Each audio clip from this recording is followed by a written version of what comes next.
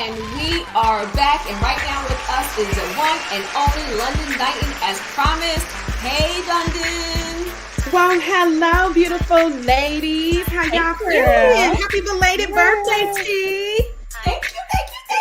This is for the Oh my gosh, I have missed you guys. So a lot has been going on. It is Black History Month as we know it. However, I'm going to rewind the time and go back to Sundance, where I was at recently out in Utah, Park City. So you had IMDb Pro, you had Acura, ASCAP, HBO, UTA, all of the houses, all of the big wigs out in Park City, Utah for Sundance Film Festival 2024.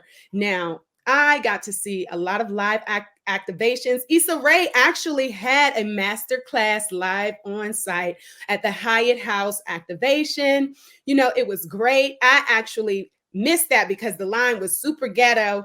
I mean, like a club line wrapped around the block. Shout out Issa. She will love what I just said. So it's no knock. My club line days, I don't know. So I got to see some of my sheroes and heroes. Oh my gosh. Jamie Foxx, he debuted Luther Vandross' Never Too Much documentary, and it was amazing. Rave reviews. It's coming out soon. So, you know, Sundance also premieres a lot of television now, as well as movies that'll be coming to the public. I guess it's part promotion, part to see how it actually does in front of an audience. Have you guys ever been out to Sundance? Not yet. No. It's definitely on my bucket list. I've always wanted to go. Same here.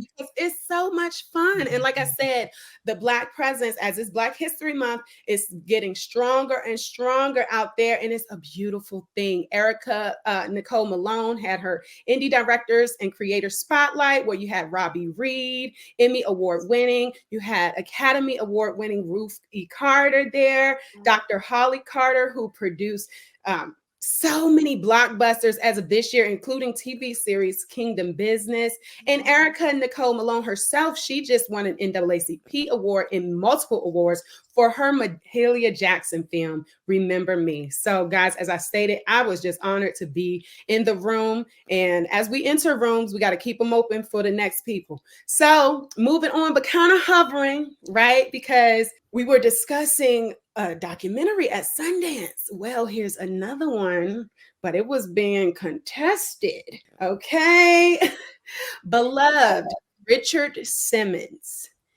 He had a documentary premiere at Sundance entitled The Court Jester, but he is up in arms. He is not excited, not happy, and he does not want the public to see this film. You know, his reasoning behind it was he's simply enjoying living his life outside of the public eye these days, and he's come accustomed to that. You know, for a lot of celebrities, once you know, you have a normal life, then you reach stardom, you have no normal life, you have no normalcy. And then, you know, when you get a chance to kind of retire, if you will, you can have a sense of freedom in that. You know what I'm saying? Mm-hmm. Yeah, so he's standing from that. And Pauly Shore actually played him, and he looks just like him in the film. You know, I'm a fan, but what do you guys feel about when people, you know, because I guess he wasn't legally, he couldn't cancel the film from happening. He could not stop it.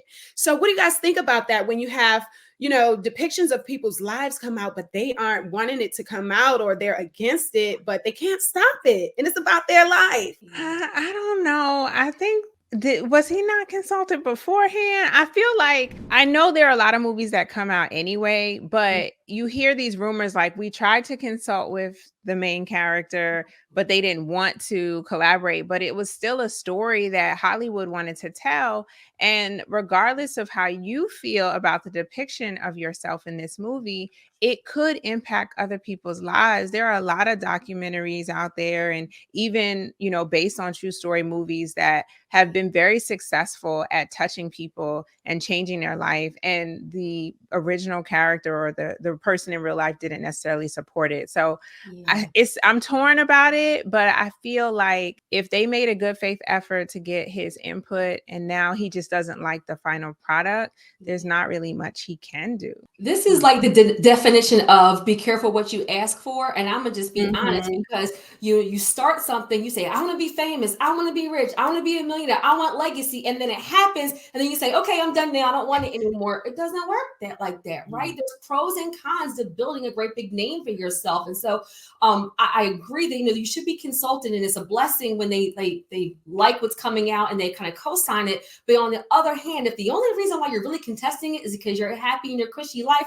like how many people are really going to be, come on, like out there, like checking for them now after the documentary? Like you said, Kwani, a lot of times it'll be more inspiration. It can help somebody. That story can bless somebody, but be careful what you ask for. You're a celebrity and it is what it is.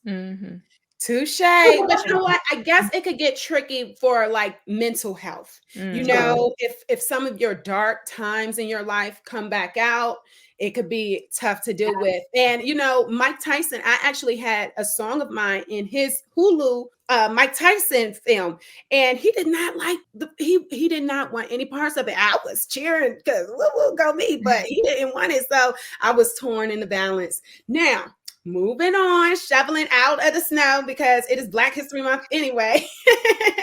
So talking about our guy, Kanye West, our beloved Kanye West, he's recently apologized for his anti-Semitic comments he made. Now, I want to ask you guys really briefly, because we talk on him a lot because he's always in the headlines, and this is what we do. Now, apology accepted, or do we just keep praying for brother Kanye? Are we over it? Apology accepted. He's a human. I'm praying for him. I'm praying for him. What you say? We got to pray. Pray. Listen, prayer does change things. Prayer does change things. And you know what? Love all around too. And that's all I got for y'all lovely ladies. And I love y'all much. So London, thank you so much for always bringing the tea. You never, ever, ever disappoint. So London, please tell us, how can people support you? How can we find you? How can we connect? Well, we can always connect every Saturday on the Connect Network. Sometimes I disappear, but I reappear like magic. And so also check me out online, social media at Lundon Knighthen, LUNDONKNIGHTEN, as well as my website by the same name. I have music out, movies.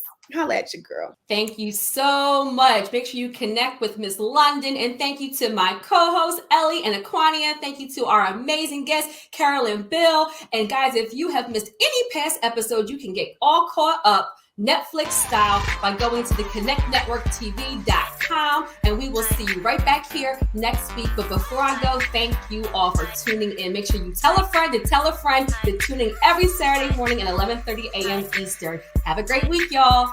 Boom. Run tell that. Run tell that. Keep telling.